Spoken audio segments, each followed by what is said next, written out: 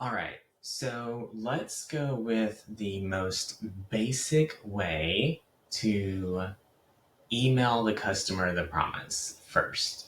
Okay, so what we're going to do is we're going to go back to the form that we created. So, how do we do that? We're in Makerist Marketing Hub. We're going to click on Sites right here. We're going to click on Forms right here. We're going to click on Builder. We're going to find the form that we made. That's why it's super important to name them. Okay. And then once we're in here, what we're going to do is click on our little alert bell right here. And we can turn on autoresponder.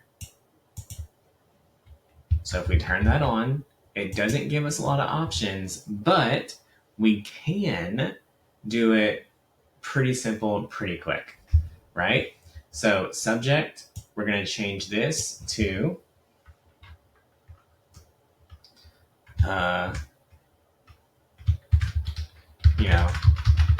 Deco Exchange coupon. Save 10%. Use code DECO10. I just made that up, right? Reply to email. We're going to put our email in there. And then we're going to put our name.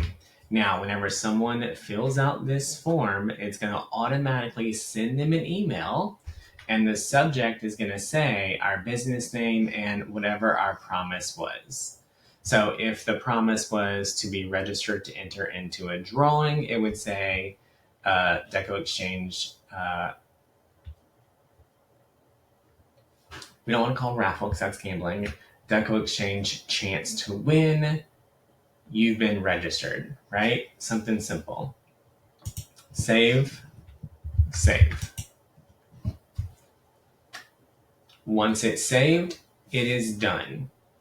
That is the most simple way to guarantee they're going to get whatever the promise was. All right? Super simple.